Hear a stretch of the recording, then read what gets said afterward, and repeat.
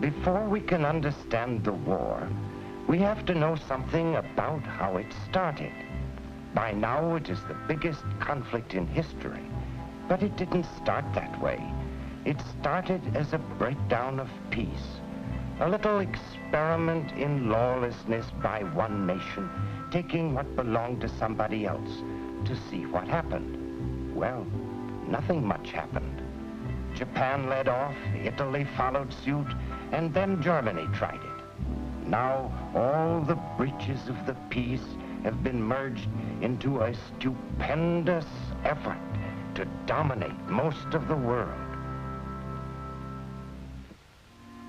After the World War, the League of Nations was set up at Geneva to stop the age-long habit of nations prowling around the world, taking each other's possessions. The League was going to establish peace. If any nation broke the peace, the others would line up against it. The United States, the Soviet Union, and Germany weren't members of the League. But there was strength enough if all the great powers who were members would play the game. Japan was a member, an enthusiastic one. But while smiling Japanese diplomats at Geneva were talking peace, officers of the Japanese army were laying plans to dominate all of Eastern Asia. They are the ones who engineered the first experiment in the modern art of aggression. China nominally owned Manchuria, which Japan coveted. One night, so the Japanese told the world, Chinese agitators and soldiers blew up a section of the railroad near Mukden. That was between 10 o'clock and 10:30 at night. But at 10:30, the Mukden Express passed over the track without feeling the slightest bump. The track was blown up at all. It's one of the feats of railroad operation for the express train to leap over the broken rail. But that's not what is important. What matters is that by midnight, Japanese troops were streaming over the border from Korea. By dawn, they had captured the Chinese barracks and arsenal at Mukden. In 4 days, they'd occupied all of Manchuria. Later, the war spread to Shanghai, where the Chinese resisted.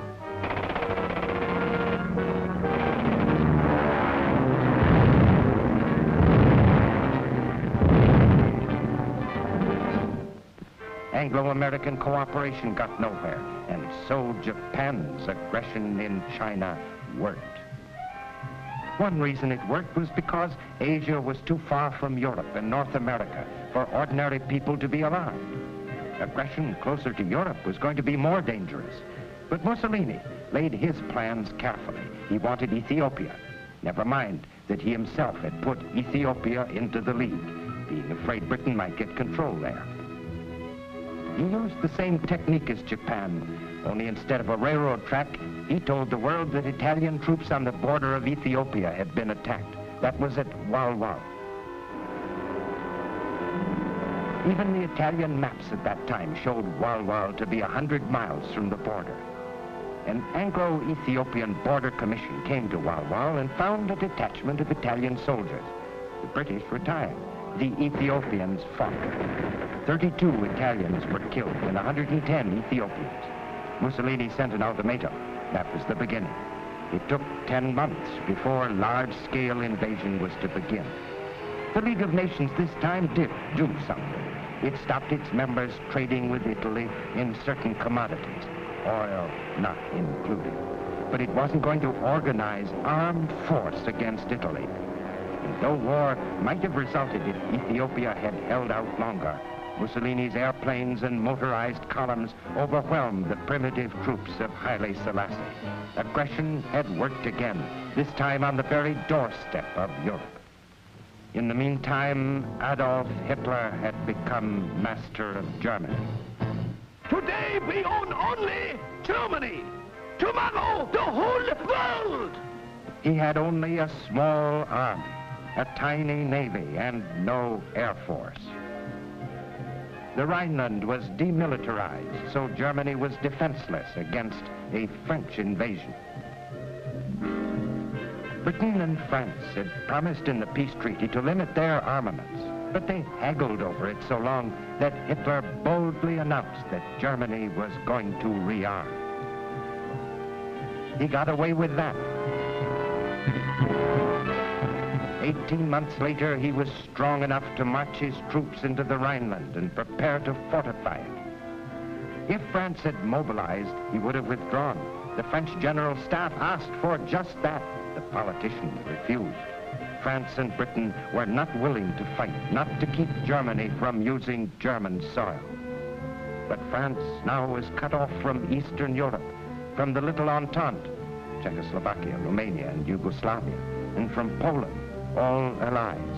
And without France's help, they too wanted no war with Hitler. And that set the stage for German aggressions. First came Austria. The Japanese and Italian technique was now improved. Austria was first politically captured by pro-Nazi Austrians before Hitler's troops moved across the border. And about this time, Europe had a preview of its present calamity. The so-called Civil War in Spain found German and Italian forces openly fighting on the side of Franco against the Republic. And the Republic was aided only by the Soviet Union, since the democracies refused to move. 1 million men were killed and Spain was laid waste before the Axis and Franco won. Hitler's next goal was Czechoslovakia. First, he concentrated on the German district, the Sudetenland on the border. He worked up a fury over that. Britain and France were frightened of war.